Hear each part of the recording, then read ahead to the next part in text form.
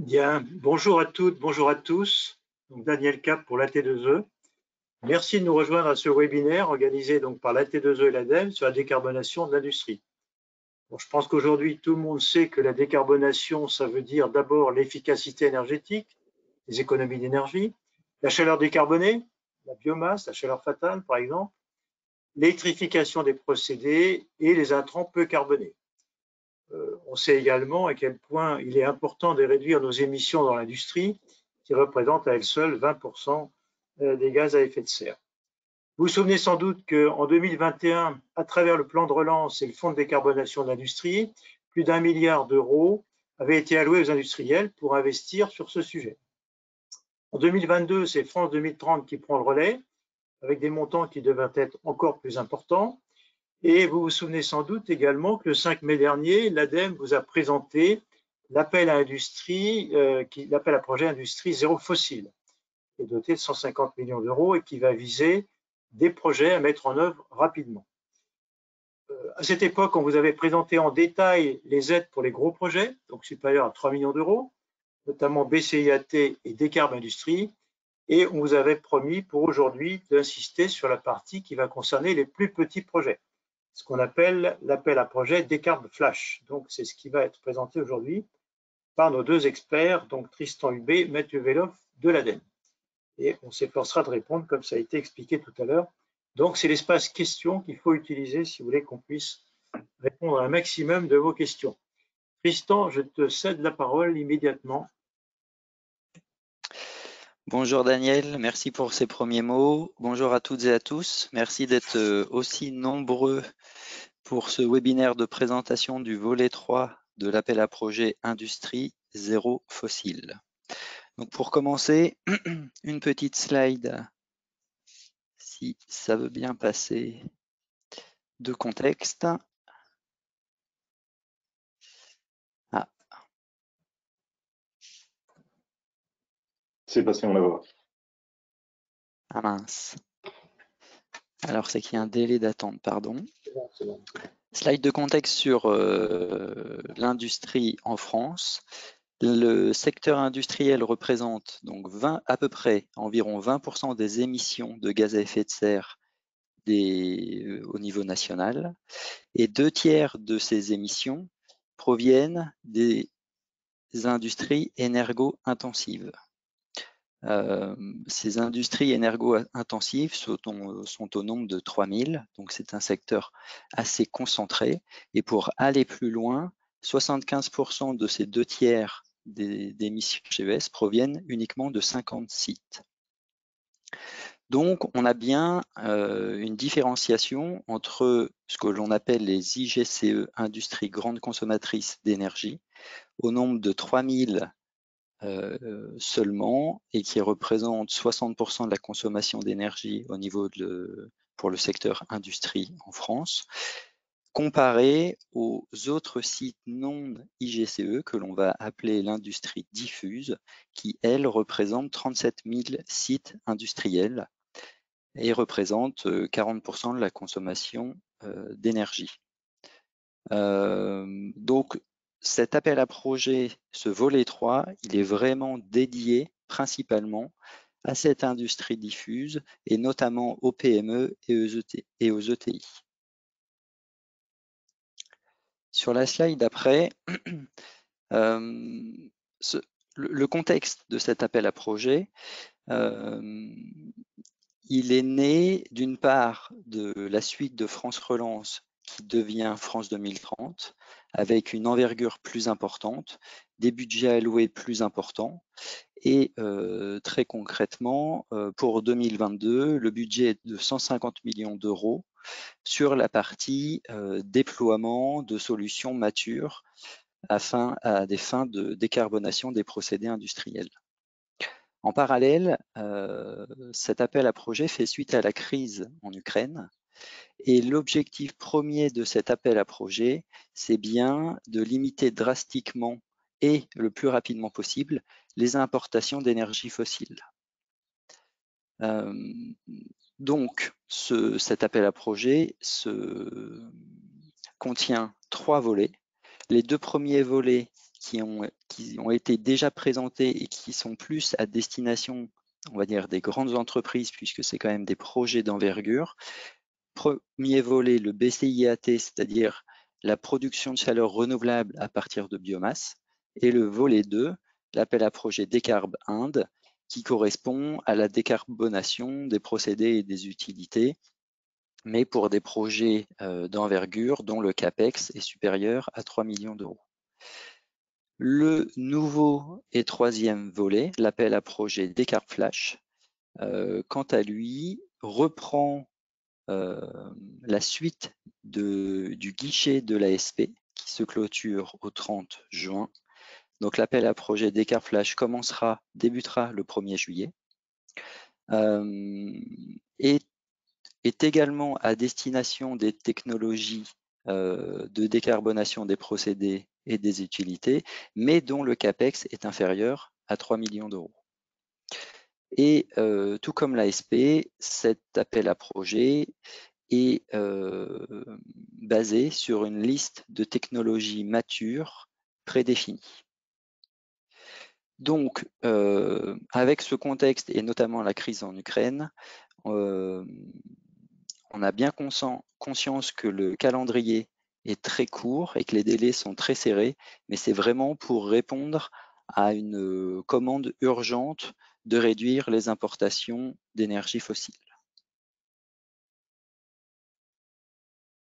Mathieu, je te laisse la parole. Alors, on va rentrer dans la présentation de ce dispositif, ce qui est éligible et pas éligible, les opérations, etc. Et bien sûr, on aura un temps d'échange après pour préciser le périmètre, le guichet SP, etc. Je vois qu'il y a déjà des questions là-dessus. Donc, pour ce dispositif, les cibles en termes de bénéficiaires sont d'une part les entreprises industrielles, très clairement. Donc, on se basera sur le code NAF, même si on sait que il y aura quelques exceptions sur le code NAF, mais on sait gérer ce genre de choses. Principalement, ces entreprises qui sont dans le secteur d'activité industrie. Et on vise les sites inférieurs à 500 salariés. Donc, on vise les petits sites industriels. Bien sûr, dans ces sites industriels, ça correspond à différentes tailles d'entreprises, des PME, des ETI, des grandes entreprises. Et en fait, on va calibrer notre aide de manière différente, puisque assez classiquement, on aide de façon plus importante les PME que les grandes entreprises. Et on vise bien tous ces petits sites avec une aide différenciée pour les plus petites entreprises. En termes de projets, comme le disait Tristan, on est sur des projets, là encore classiquement, inférieurs à 3 millions d'euros, puisque au-delà de 3 millions d'euros, il y a d'autres dispositifs en coût de projet. Alors, ce n'est pas vraiment le CAPEX, c'est en coût total de projet. Et on vise, et ça, c'est une différence très importante par rapport au guichet ASP, des projets assez structurants d'un coût minimal de 100 000 euros. Et c'est effectivement c'est la première, une des premières différences importantes à noter. Donc, on vise des projets assez structurants. C'est un essai, c'est la première fois qu'on fait ce type de dispositif et qu'on internalise. S'il faut le faire évoluer dans le futur, on le fera. Mais en tout cas, sur ce premier dispositif Décarb Flash, c'est ça le seuil minimal. Et il est important.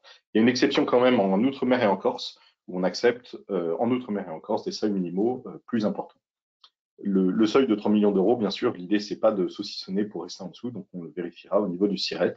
Et donc, si vous avez plusieurs projets qui, au total, font plus de 3 millions d'euros, ben, on prendra le premier, puis dès qu'on basculera sur plus de 3 millions d'euros, on les acceptera plus. Et autre différence par rapport aux appels à projets classiques de l'ADEME, là, c'est vraiment structurant sur le type de projet qu'on accepte. D'habitude, on définit peu ou prou le type de projet qu'on attend. Chaque entreprise vient avec son projet et on instruit.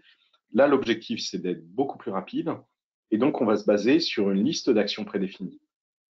Pour ceux d'entre vous qui connaissaient le dispositif Tremplin pour les PME, on se base sur la même logique. Et c'est d'ailleurs, c'était la logique qu'il y avait dans le périmètre ASP. Donc, pour savoir si votre projet est éligible ou pas, les actions qui le constituent, soit ils sont dans la liste et c'est éligible, soit ils n'y sont pas et ce ne sera pas éligible. On va rentrer dans le détail de la liste, mais avant ça, je vous la présente de façon très, très rapide sur le slide suivant. Globalement, il y a deux catégories. Tristan, si tu veux bien le passer. Ça arrive. Je ne C'est le petit comprends pas tout. c'est normal.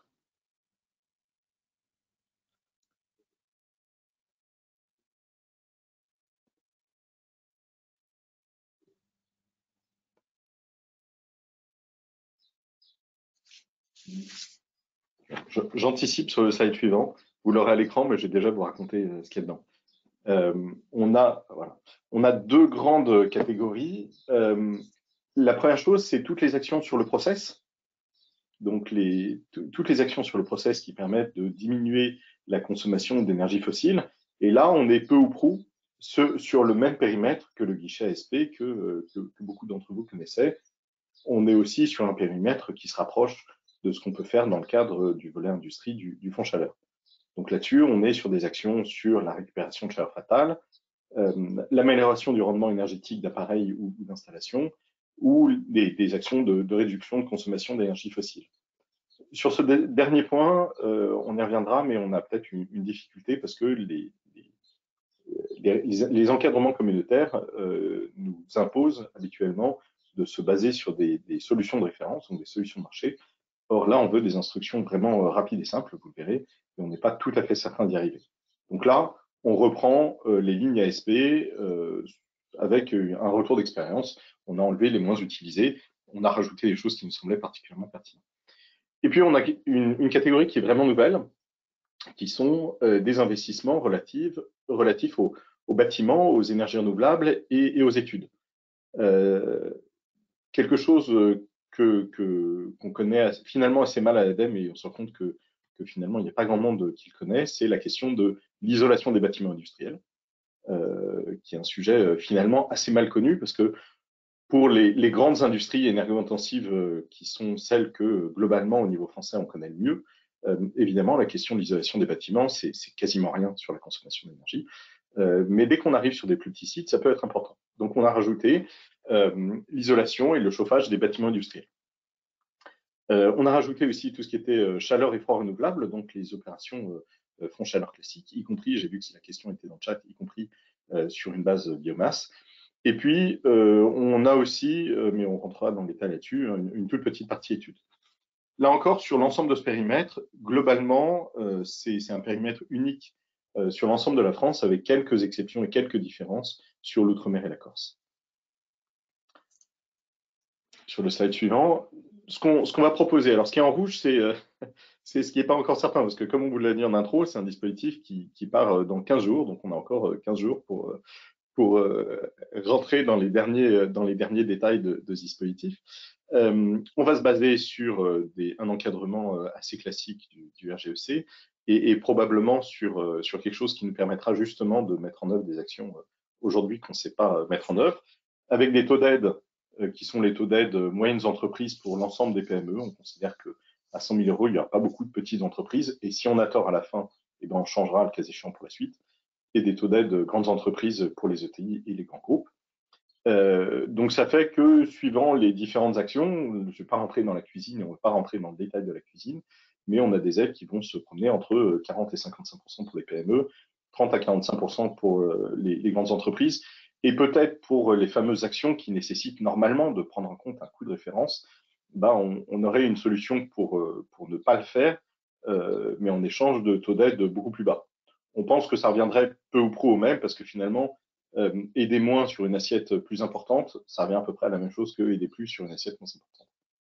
Et en termes d'action, on a globalement des aides avec des taux assez classiquement et parfois des aides forfaitaires.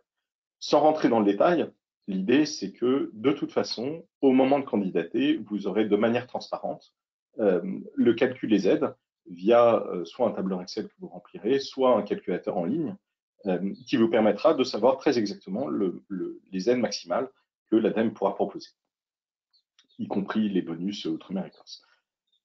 Un point sur l'aspect certificat d'économie d'énergie, on ne se pose pas vraiment la question dans ce dispositif. On a éliminé de façon volontaire toutes les lignes sur lesquelles il y avait des certificats d'économie d'énergie qui rendaient l'opération rentable, à notre sens. Donc on a fait cette analyse économique.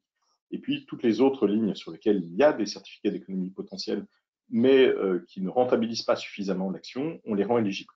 Donc, on ne se pose pas la question du cumul, on l'accepte pour tout, parce que pour tous les endroits où on voulait le supprimer, on n'accepte pas la ligne en général, on n'accepte pas l'action. Et derrière, on vous proposera des modèles de contrat uniques et simplifiés sur des durées fixes de 2 ans. L'objectif, c'est bien de réduire rapidement les consommations de fossiles sur des modèles de structuration qui sont toujours les mêmes, une avance qu'on considère assez confortable de 30% et un solde sur facture et 2 paiements uniquement.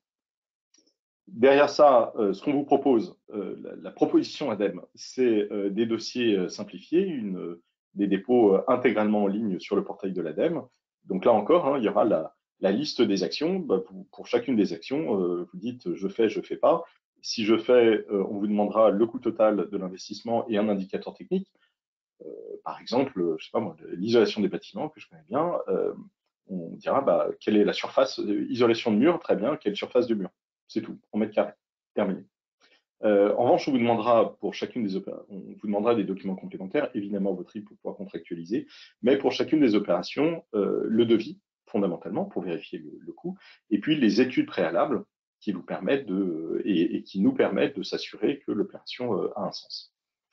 Et donc, sur cette base, notre promesse, c'est ce que je disais, un calcul des aides maximales automatique et qui sera transparent. C'est-à-dire, avant même de déposer, vous saurez quelles sont les aides maximales auxquelles vous pourriez avoir droit. La solution web dédiée, on est en train de la développer dans des délais très courts, donc on espère qu'elle sera prête au 1er juillet, on n'est pas tout à fait certain, mais en tout cas, ce qu'on peut vous garantir, c'est que on ira peut-être un tout petit peu plus loin que le formulaire SERFA qui avait dans le guichet ASP. Et derrière, des modalités de sélection des projets qui sont là encore simplifiées. Donc, on ouvre sur des délais très courts au 1er juillet, on clôt au 1er septembre et au 3 novembre. Les projets sont éligibles si ça rentre dans la liste d'actions. On vérifiera leur qualité technique, basée essentiellement sur les études préalables que vous nous fournirez. Le fait que les opérations se font bien en 2 ans, c'est notre objectif. Et derrière, on hiérarchise sur une base euro par tonne de CO2 hyper classique.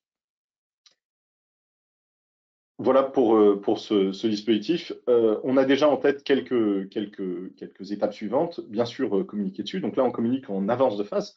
Le dispositif n'est, que vous l'avez compris, ni finalisé. C'est les experts en rouge dans la présentation. Mais on est très confiant sur le fait qu'on va l'ouvrir dans les temps. De la communication, de la presse, c'est pas encore vraiment finalisé. Et puis, une vraie réflexion dès le début, je vous le dis parce que je sais qu'il y a des questions et qu'il y aura des questions de votre part et ça correspond aussi à des questions de notre côté. C'est un dispositif qui a une durée de vie extrêmement courte, de 6 mois, qui est nouveau. On sait que l'effet stop and go est assez ravageur et donc on réfléchit déjà sur le coup d'après. Alors pour être très transparent, si ça rate, c'est-à-dire s'il n'y a pas de projet du tout, ou si on se rend compte que ça ne correspond pas à un besoin, il n'y aura pas de coup d'après. Mais si on sent que ça prend et que ça accroche, on est déjà en train de réfléchir à la manière dont on pourrait allonger ou pérenniser ou relancer ce type de dispositif. Et voilà pour la présentation générale de ce dispositif. Et je repasse la main à Tristan pour rentrer plus en détail sur ce qu'il va y avoir dedans. Qu'est-ce qui est éligible? C'est quoi les actions? Merci Mathieu. Donc les actions éligibles sont réparties en 5 grandes catégories auxquelles la 6e catégorie études et comptages est ajoutée, mais cette catégorie ne viendra qu'en complément de l'investissement dans une autre technologie mature des 5 premières catégories.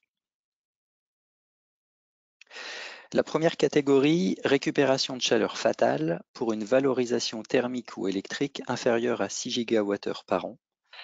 On retrouve donc 7 technologies. Donc, typiquement, le préchauffage de produits par échange direct sur des rejets thermiques fatals. Les dispositifs de captation et de restitution de la chaleur, typiquement des échangeurs ou des hottes.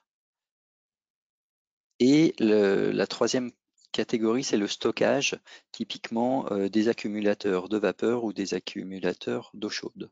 Pour ces 3 premières catégories, comme indiqué par Mathieu sur les C2E, les C2E sont cumulables, sauf si l'action, si l'opération concerne une des fiches standardisées existantes dont le taux de couverture est relativement élevé, c'est-à-dire l'Indu T117, la récupération de chaleur sur groupe froid, l'Indu T103, la récupération de chaleur sur air comprimé, et l'Inde BA112, la récupération de chaleur sur tour aéro-réfrigérante.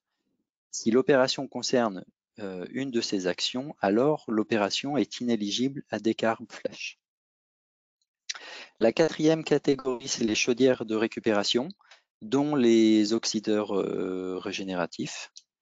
La cinquième catégorie, c'est la production de froid à sorption, que ce soit adsorption ou absorption. Et pour les catégories donc 5, 6 et 7, des niveaux de performance énergétique minimales seront attendus dans le dossier. Donc pour cette catégorie de production de froid, on reprendra les performances minimales inscrites dans le fond chaleur. Donc tout sera bien décrit dans Décarb Flash, mais on ne va pas rentrer dans ce type de détails aujourd'hui. La catégorie 6 concerne les pompes à chaleur en réhausse de température, c'est-à-dire à partir d'une source fatale pour une remontée en température. Donc, par exemple, les critères de performance énergétique minimale pour cette catégorie sont un COP à 70% de la puissance nominale de la machine supérieure à 3, avoir un PRG inférieur à 150 sur le fluide frigorigène et que la source soit bien une source fatale identifiée par une température supérieure à 30 degrés. La septième catégorie concerne la production d'électricité à partir de chaleur fatale, typiquement des ERC. Et cette dernière catégorie aura également des performances minimales à atteindre. La deuxième grande catégorie concerne l'amélioration du rendement énergétique. Et une notion très importante, c'est que l'investissement doit venir en complément d'une installation existante pour en améliorer sa performance énergétique.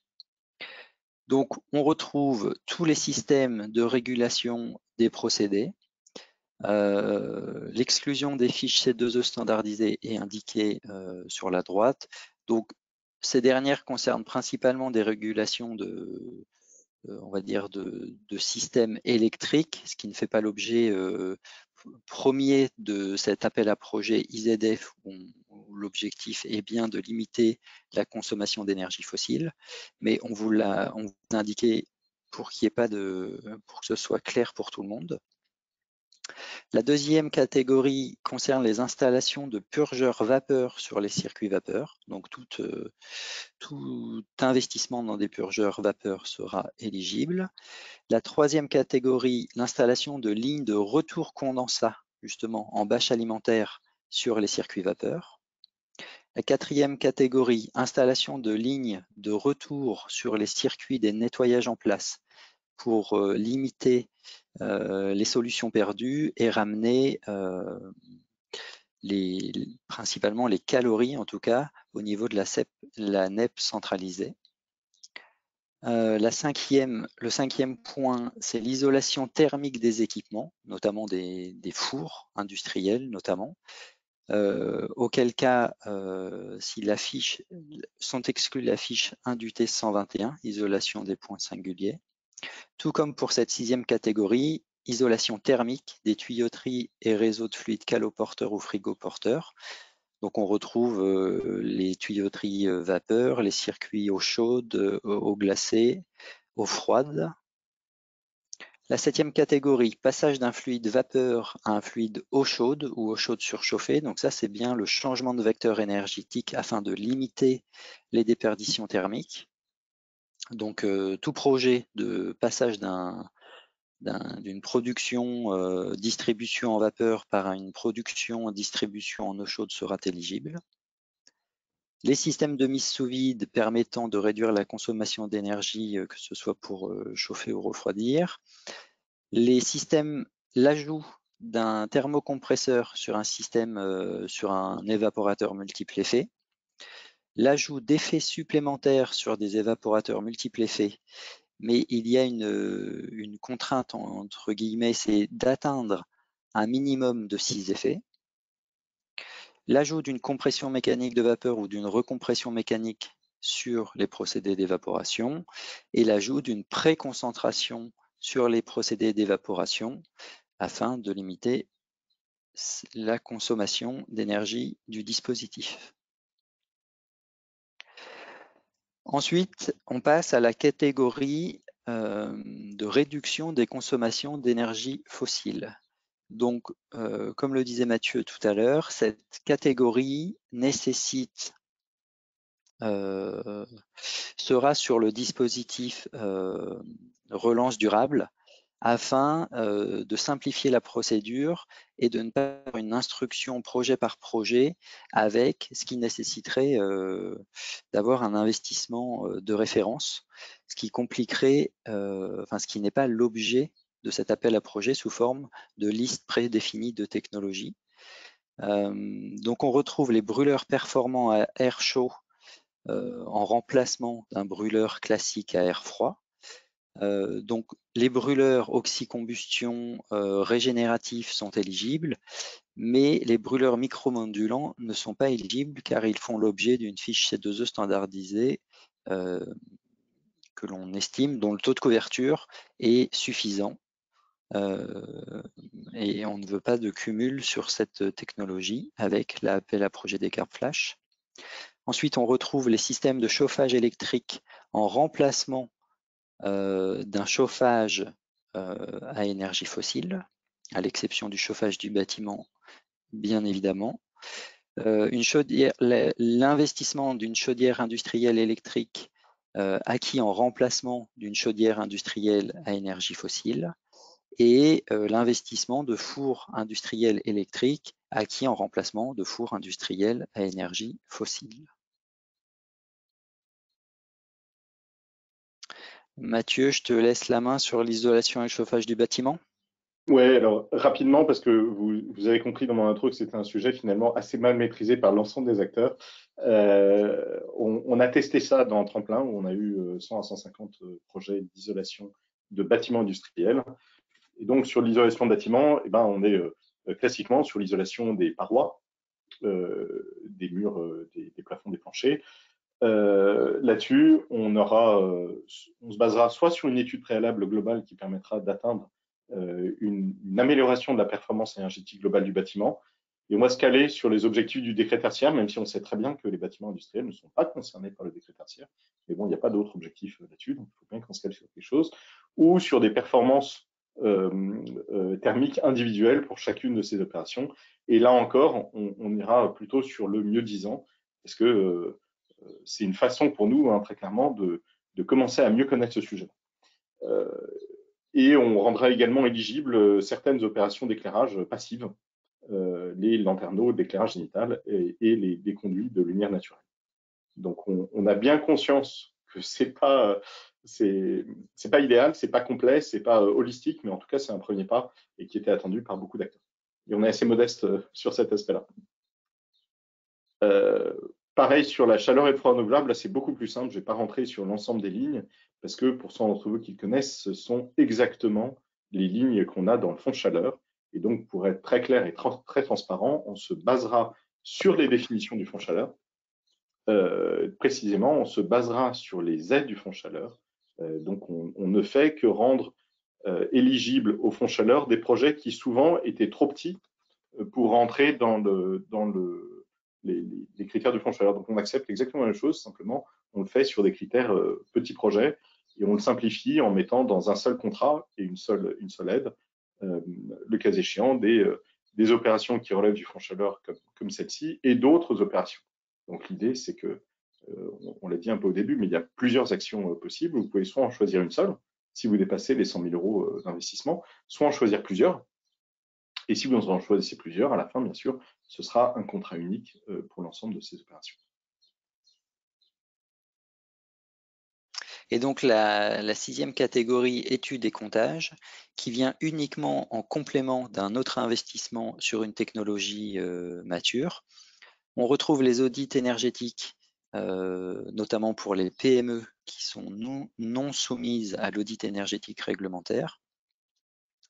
Donc c'est l'occasion un petit peu d'investir dans une solution mature de décarbonation et d'en profiter pour aller plus loin, de réaliser un audit énergétique sur son site. Sont exclus les audits réglementaires, les audits des ETI et les audits bâtiments tertiaires. Sont éligibles à Décarflash les études thermiques techniques, c'est-à-dire des études de faisabilité, des études d'opportunité et des audits purgeurs sur les lignes, sur les réseaux vapeur. Sont également éligibles le comptage de l'énergie, c'est-à-dire aux bornes de l'opération du projet Décarflash, sont éligibles le comptage, c'est typiquement les sondes de température, les capteurs de pression, des débitmètres, qui permettront de mesurer les gains et également les performances de l'équipement. Et même pour aller plus loin, dans l'ensemble des catégories éligibles, sont éligibles en plus du comptage de l'énergie sur l'opération, tout ce qui va être distribution de la chaleur, tout ce qui va être raccordement électrique, automatisme et génie civil associé à l'opération en question.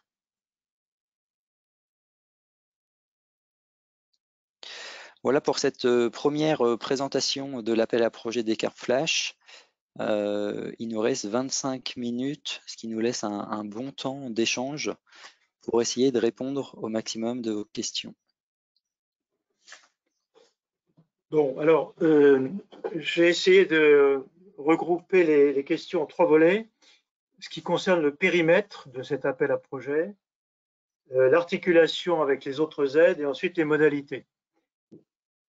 Alors, ce que j'ai noté, il y a beaucoup de questions sur la notion des 500 personnes. Est-ce qu'on est bien sur le site? Est-ce qu'on est sur le SIRET ou est-ce qu'on est sur l'entreprise?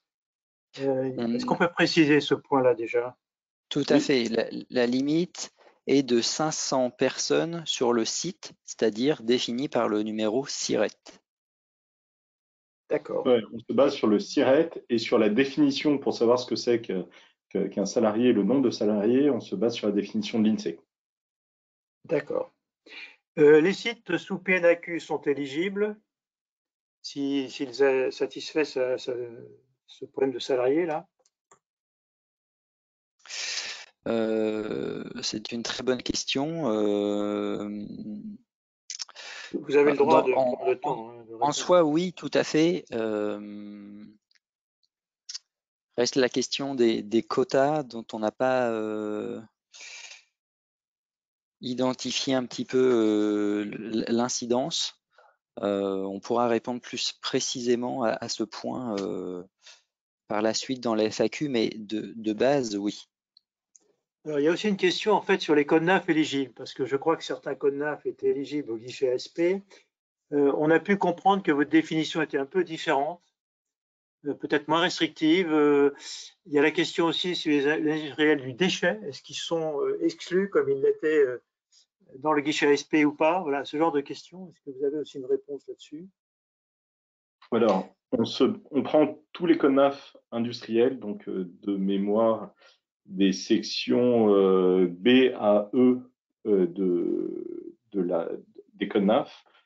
On exclut un certain nombre d'opérations, donc on exclut les activités tertiaires agricoles, sauf industrielles agroalimentaires, les travaux publics pour les activités sur chantier mobile. Donc là, on se base vraiment sur ce qu'on fait par ailleurs dans Décarb Inde.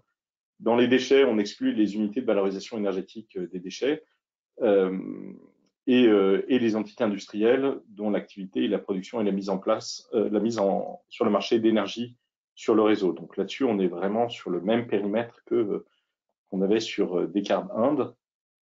À l'inverse, on sait qu'il y a des cas parfois limites d'entreprises dont les codes NAF ne correspondent plus à l'activité pour des raisons historiques. Si c'est le cas, expliquez-le nous et on se réserve la possibilité d'accepter ou de refuser le projet. Mais en tout cas, on le regardera, ce ne sera pas brutal. Il y a des cas aussi, typiquement, si on joue sur l'isolation des bâtiments industriels, on sait que parfois ce sont des SCI parce que c'est comme ça que sont structurées les entreprises. Donc, ceux-ci, on pourrait les accepter. en gros, en base, si vous êtes entre les références BAE de la nomenclature NAF et vous n'êtes pas dans les exceptions que j'ai citées, bah, ce sera éligible. Et si vous n'êtes pas là-dedans, expliquez-le nous et on vous dira si vous êtes éligible ou pas. D'accord. Alors, il y avait une question aussi sur un tiers financeur. Est-ce que dans ce cas-là, on prend en compte la taille du client industriel ou la taille de l'entreprise tiers financeuse pour définir le seuil dont vous parliez? Alors, sur les seuils, on va voir, mais normalement, la taille du bénéficiaire final, donc de l'entreprise industrielle. Donc, ça serait l'entreprise cliente plutôt dans ce cas-là. Ouais, et on utilise à la fois le seuil pour savoir si c'est éligible et le cas échéant, la taille de l'entreprise pour avoir les taux d'aide qu'on apportera. D'accord. Il y avait une question sur le comptage, mais j'ai cru. Oui, pardon, on n'est pas absolument certain, nous, sur ce coup-là. Donc, on pense pouvoir faire. On n'est pas sûr de pouvoir faire toutes les opérations de tiers financement, pour être franc. On est à peu près sûr de savoir faire du crédit bail, mais des opérations plus complexes de tiers financement, on n'est pas sûr d'y arriver. Parce que là encore, l'objectif, c'est de faire une instruction rapide, des contractualisations rapides et des économies d'énergie immédiates. Donc, oui, des montages complexes, on n'est pas sûr de savoir les gérer. Oui, c'est vrai. Il y a la question de délai qui est très, très importante dans tout ça, c'est vrai. D'accord, ça c'était sur le périmètre. Alors ensuite, sur l'articulation C2E, donc je crois qu'il faut être clair. En principe, oui, cumul, sans problème, sauf les cas que vous avez clairement listés, les fiches que vous avez listées. Alors, il était demandé si cette liste elle sera précisée quelque part, publiée, j'imagine que oui, bien sûr. Bon, certains faisaient remarquer que la fiche sur les groupes froids, aujourd'hui, elle est quand même beaucoup moins favorable qu'hier. Elle a été revue, donc voilà, on l'a exclue parce qu'elle était effectivement très rentable dans le passé. Bon, peut-être qu'il faut se poser la question si elle l'est encore aujourd'hui, parce que c'est vrai qu'elle a beaucoup baissé aujourd'hui dans le ranking, on va dire, des opérations C2E. Bon, c'est une remarque.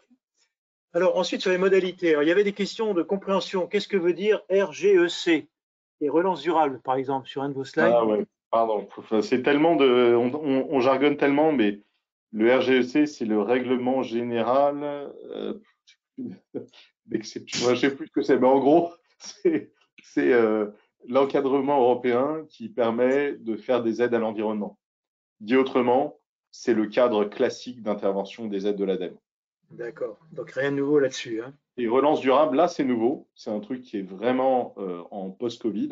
Et c'est quelque chose qui permet d'accompagner beaucoup d'investissements industriels de manière un peu plus souple sur ce qui est éligible et pas éligible, de manière beaucoup plus méchante sur des trucs administratifs vraiment compliqués et avec des taux d'aide assez bas. Donc nous, très pratiquement, il y a certaines opérations qu'aujourd'hui, on ne sait pas financer avec une instruction simple et rapide. Tous les investissements où normalement, légalement, on est obligé d'enlever de l'aide totale, on est obligé d'enlever un investissement de référence.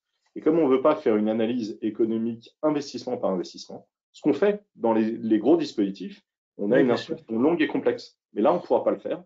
Et donc, soit on a des coûts forfaitaires, et pour être transparent, aujourd'hui, on n'a pas réussi à avoir des coûts forfaitaires sur des opérations sur le process, parce que comme vous le savez, toutes les opérations sur le process sont quand même assez différentes.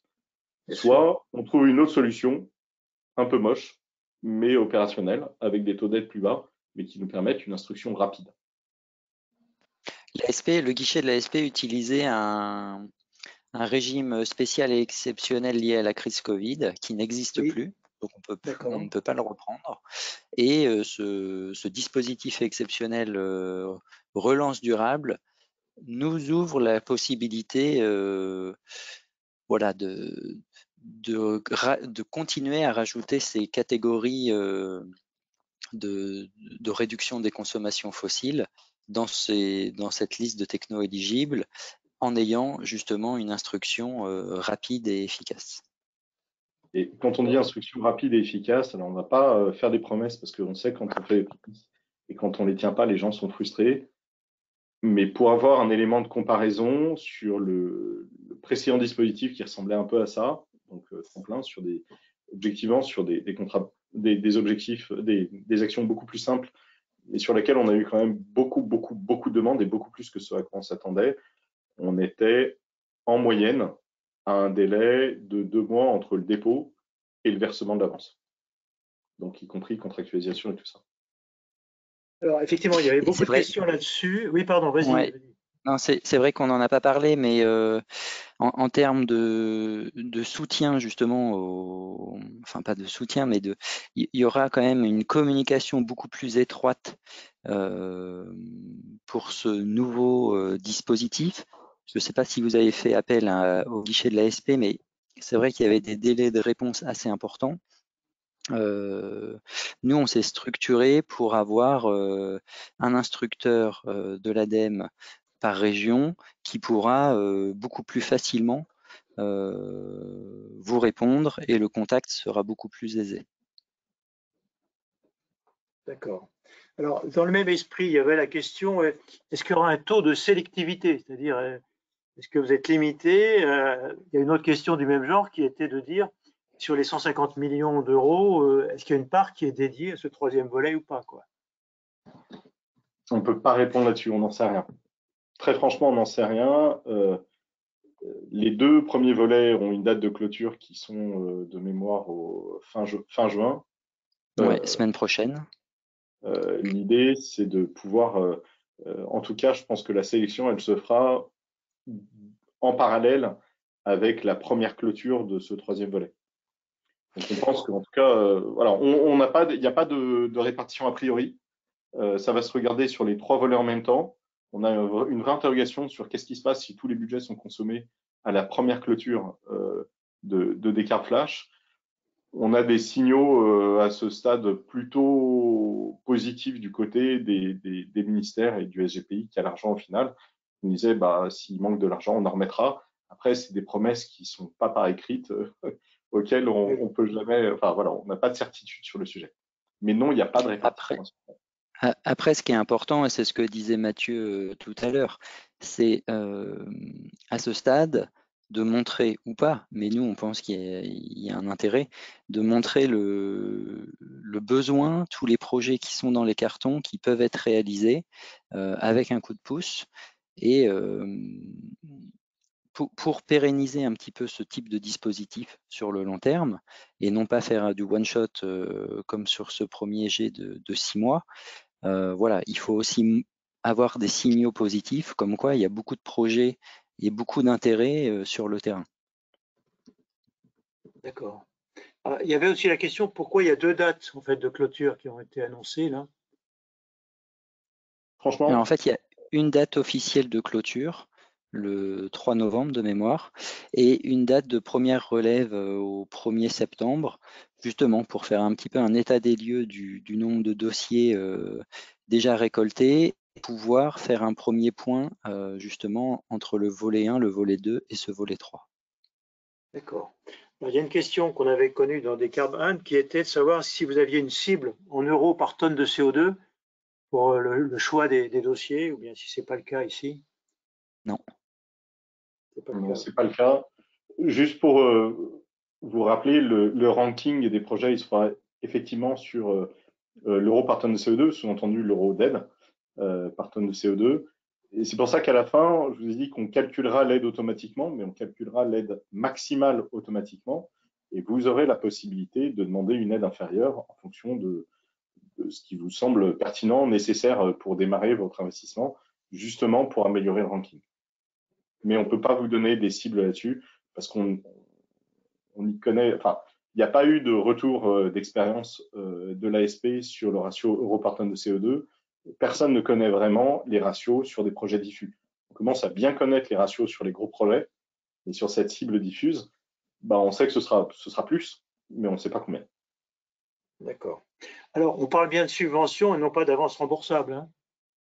Oui. Oui, tout à fait. On peut bénéficier de ce volet 3, même si on a bénéficié par ailleurs du volet 1 ou du volet 2. Il faut qu'on regarde. C'est pas si évident. C'est pas si évident parce que typiquement, si l'ensemble arrive à plus de 3 millions d'euros, bah, il faut qu'on regarde la différence. En tout cas, ça nous imposera une instruction beaucoup plus détaillée pour être sûr que ce n'est pas des trucs qu'on a déjà payés, oui, évidemment. Bien sûr. Donc, oui, peut-être. On va dire ouais, ou non, ou c'est compliqué. Donc, dans ce cas-là, comme d'habitude, vous prenez contact avec vos interlocuteurs ADEME et on essaye d'en parler. On ne peut pas le garantir. Tentez le coup, on ne peut pas le garantir. D'accord. Alors, il y a beaucoup de questions aussi sur les études préalables. Dans quel cas il faut des études préalables? Quel niveau d'approfondissement? On n'aura pas le temps de les faire compte tenu des délais que vous nous mettez, etc. Donc, il y a plein de questions autour de ça. Qu'est-ce qu'on peut dire? Alors, chaque ligne aura, chaque technologie éligible aura une ligne de description bien précise qui indiquera tous les éléments, que ce soit des exclusions de fichiers 2E, des études préalables nécessaires, des performances énergétiques minimales. Un exemple concret, par exemple, l'électrification, mettre en place un ORC à partir de gaz fatal, ça nécessitera une étude en amont pour prouver que cette opération a été étudiée en amont et qu'aucune valorisation thermique n'est possible et que la production d'électricité est pertinente parce que c'est l'idée de dernier recours qui, dans ce cas, rend l'opération pertinente. D'accord. J'avais une question aussi sur le délai de réalisation des travaux. Est-ce qu'il y a une date limite pour la réalisation des travaux ou bien pas du tout? 2 ans. On fait des contrats de 2 ans. Donc, si au bout de 2 ans, c'est pas fini, on arrête de payer. D'accord. Donc, il faut une mise en service avant 2 ans. Alors, j'avais vu aussi une question quelque part que certaines aides forfaitaires étaient capées sur l'isolation des bâtiments notamment. Ça veut dire quoi? Comment on va calculer cette limite supérieure? C'est super simple. Enfin, c'est super simple. Pour Tant nous, c'est mieux. simple. Tant mieux. C'est compliqué. Alors, la réponse simple, de toute façon, vous vous en fichez parce que les calculs seront automatiques. Donc, vous mettez typiquement sur l'isolation des bâtiments, moi, je sais pas, l'isolation d'un toit, on vous demandera la surface de toit isolé. Vous mettez la surface, on vous demandera le coût et à la fin, l'aide se calcule automatiquement. Pour rentrer dans la cuisine, ce qu'on fait sur ce truc-là, c'est qu'on applique à la fois un taux en euros par mètre carré sur cette opération et on le cape par une aide maximale qu'on peut mettre sur ce type d'opération qui, de mémoire, suivant la taille de l'entreprise, se promène entre 45 et 55%. Et on prend le minimum entre les deux.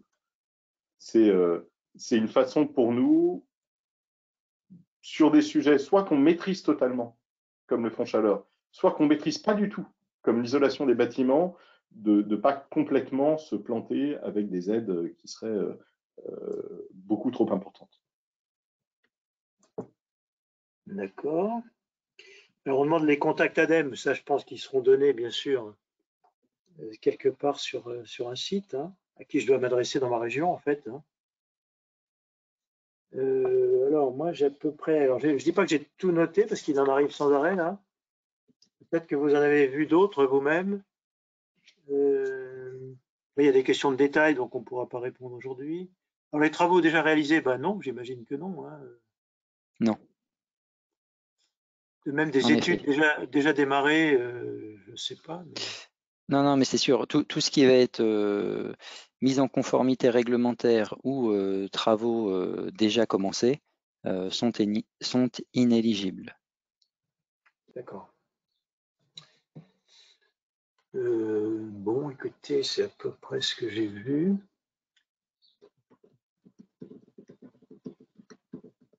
Après, il y a des choses vraiment très, très détaillées sur des techniques particulières, etc. Je pense qu'on ne va pas répondre en live.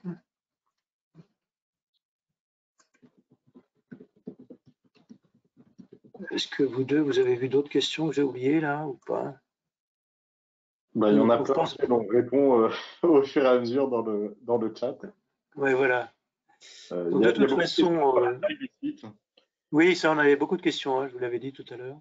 On sait que, juste pour cadrer là-dessus, il y a des questions sur la taille des sites et sur le montant minimum d'investissement.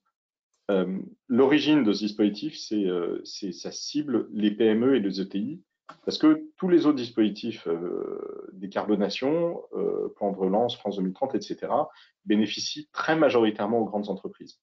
Donc là, la demande politique, et la nôtre aussi, c'était d'aller cibler des plus petites entreprises. Jouer sur le site, c'est une espèce de façon qui nous semblait, nous, un peu opérationnelle, et un peu de pouvoir également cibler des petits sites de grands groupes sur lesquels on sait que sur des petits sites de grands groupes, il n'y aura probablement jamais des investissements très importants. Comment est-ce qu'on définit un petit site? Très franchement, on n'en sait rien. Donc à ce stade, on a quand même eu un temps extrêmement limité pour mettre en place ce dispositif. Donc on revendique notre droit à l'erreur là-dessus, notre droit à l'expérimentation et le droit à l'erreur. L'avantage, c'est que c'est un dispositif court. Donc on sera preneur de vos retours, y compris négatifs là-dessus, pour le faire évoluer, parce que nous, notre objectif, c'est vraiment pas de faire beaucoup d'efforts pour un dispositif de 6 mois. Notre objectif, c'est de tester, voir s'il y a une appétence des acteurs, voir si c'est utile. Donc, on veut vraiment savoir si c'est utile. Et si ça marche, de l'inscrire dans la durée, le cas échéant, en le faisant évoluer. Donc, on assume, très franchement, vu l'urgence, le délai et le fait que le dispositif est court, on assume de pouvoir se planter là-dessus, de faire de tests, de faire des essais, etc., pour le faire évoluer par la suite. Et on est preneur de retours, y compris de retours critiques. On ne prétend pas avoir raison sur tout, vraiment pas. Vous savez aussi que, bien sûr, demain, peut-être la directive sur l'efficacité énergétique évoluera et que peut-être cette notion de PME, de salariés, de sites, etc., pourrait être remplacée par une notion de consommation d'énergie du site. Donc peut-être que, voilà, demain, les choses évolueront peut-être de cette façon-là, on verra.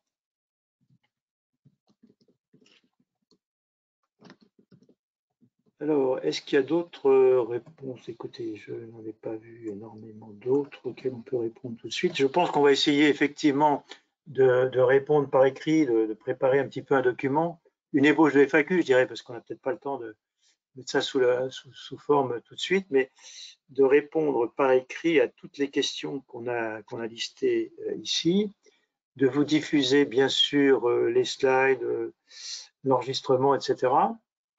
Et puis après, il y a, je pense, l'ADEME qui mettra en ligne tout ça. Donc, vous saurez à qui vous adresser exactement dans vos régions. Est-ce que vous voyez d'autres questions importantes, Mathieu ou Tristan? Oui, sur le seuil minimum des 100 000 euros, oui. En effet, une grappe de projet est acceptée. Si 3 projets de 40 000 euros sont investis, alors on dépasse bien le seuil et c'est éligible à des cartes flash. Précision, évidemment, si c'est les 3 en même temps, si vous faites un seul dossier avec les 3. Oui. C'est même un peu l'objectif, hein. C'est de pouvoir rentrer sur des projets un peu globalisants à l'échelle du site. En revanche, si vous le faites en 3 fois, ça ne marchera pas parce que il n'y en a aucun des 3 qui dépassera la barre des 100 000. Il y avait une question disant, est-ce que vous pouvez nous dire avant le dépôt si on est éligible ou pas? Je ne pense pas que là, on rentre dans un dispositif comme ça, c'est pas possible. Hein. Non, en fait, on va essayer de mettre un maximum d'informations dans le cahier des charges. Mais même les contacts en amont, il n'y aura pas de contact avant le dépôt du projet. En fait, c'est juste qu'il y aura une réponse. Et il y a des personnes qui seront dédiées à cet appel à projet, mais il n'y aura pas de contact préliminaire avant le dépôt du dossier. Alors, il y avait des questions aussi sur le guichet qui étaient de dire un petit peu, bon, est-ce qu'on a une visibilité sur ce qui s'est passé dans le guichet? Comment on va faire mieux aujourd'hui avec ce nouveau dispositif? C'était un peu ça les questions sous-jacentes, je dirais. Le guichet ASP? ASP, oui, bien sûr. Alors, c'est difficile de faire une évaluation d'un guichet qui est encore ouvert aujourd'hui. Très franchement, c'est compliqué. Nous, on voit plusieurs points qui pour nous, étaient un peu limitants sur ce guichet.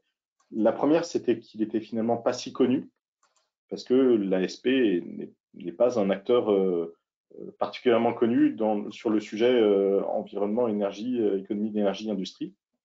Et on pense que